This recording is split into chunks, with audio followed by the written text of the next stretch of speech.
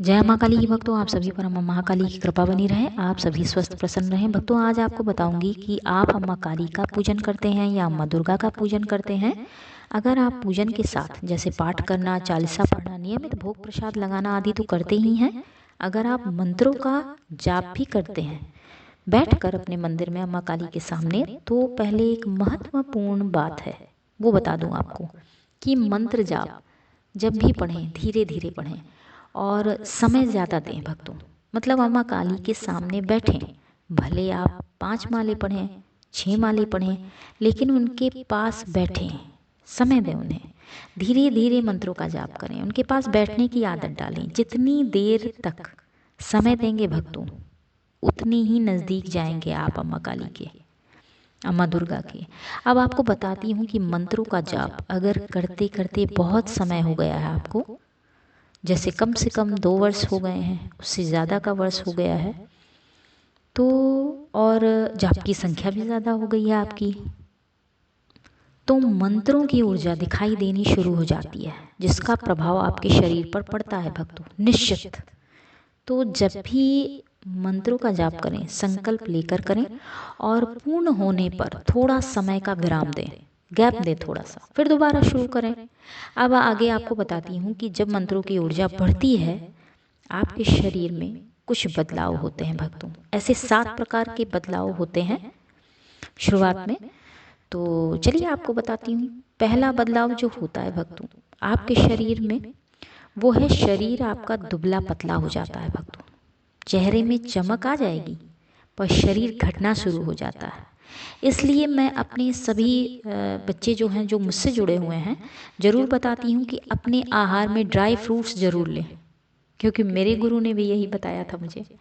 और भोजन का खास ध्यान रखें, क्योंकि ये तेज़ी से बदलाव होगा और कुछ समय बाद स्वयं से ठीक भी हो जाता है भक्तों। मंत्र की ऊर्जा गर्म होती है, जो आपके शरीर पर बदलाव लाती है भक्तों।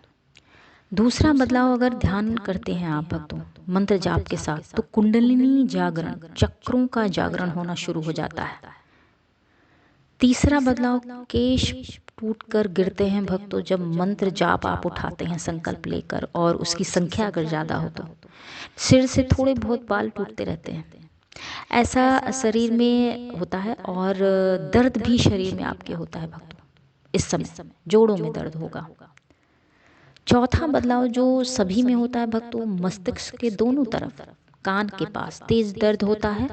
मंत्रों की ऊर्जा अगर शरीर में बननी शुरू हो गई है आपके, कुछ समय तक ऐसा होगा।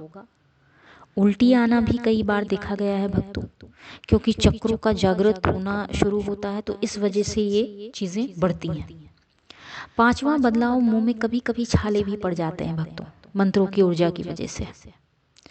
छठवां बदलाव, मंत्रों की ऊर्जा से गले में भारीपन होता है भक्तों। आवाज में बदलाव होता है। जब तक आप मंत्र पढ़ते हैं उसके 15 दिन के बाद तक असर रहता है ऐसा। इसके बाद धीरे धीरे ठीक हो जाएंगी ये चीज़ें, लेकिन गला आपका भारी हो जाएगा, खराश भी हो सकती है, आपको थोड़ा बात करने में परेशानी हो सकती है। जब मंत्रों की ऊर्जा शरीर में बैठने लगती है भक्तों, स्थान बनाने लगती है, तब ऐसा होता है। सातवां बदलाव, चक्कर थोड़ा सा आता है भक्तों आपको, नींद ठीक से नहीं आएगी।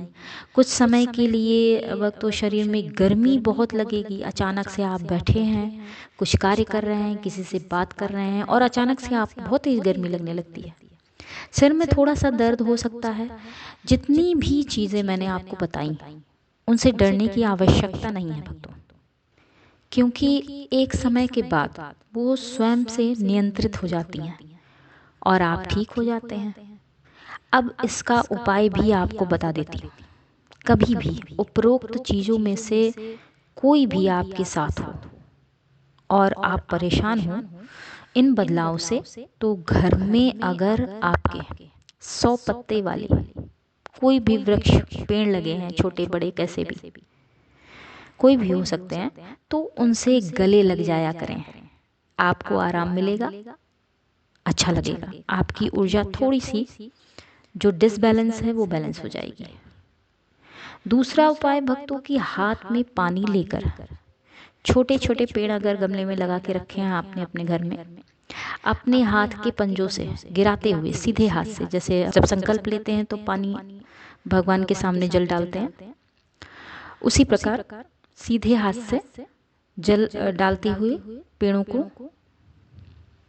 बोल दीजिए कि मैं मंत्रों की थोड़ी ऊर्जा इस छोटे से नन्हे से पेड़ को दे रहा हूँ। ऐसा करने से आपको प्रभाव पड़ेगा भक्तों, जो पेड़ है वो भी आपको आशीर्वाद देगा, प्रकृति भी आशीर्वाद देगी और आपको बहुत अच्छा लगेगा थोड़ी ऊर्जा उससे दे करके, और शरीर आपका जो है वो बैलेंस हो जाएगा। पूजा से उठने के बाद तीसरा उपाय बता रही हूँ भक्तों कि पूजा से उठने के बाद घर में अगर छोटी कन्याएं हैं, आपकी छोटे बच्चे हैं, बड़ों की बात नहीं कर रही मैं, तो उन्हें गले लगा लीजिए। इससे भी ऊर्जा स्थानांतरित होती है भक्तों, आपकी ऊर्जा दूसरे में थोड़ी सी ट्रांसफर हो जाती है और आप अच्छा महसूस करेंगे।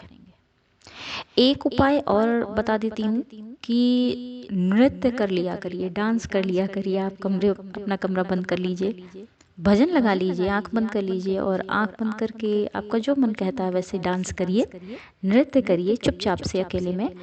अम्मा काली का भजन बजा लिया तो इससे क्या होता है भक्तों कि आप बहुत अच्छा लगेगा और ऊर्जा बैलेंस हो जाएगी आपकी। आपको जो ये उल्टी और सर दर्द वगैरह होता है ये नहीं होगा, स्वयं से अच्छा महसूस करेंगे आप। और अब अपनी बातों को यहीं विराम देती हूँ, तो धन्यवाद भक्तों।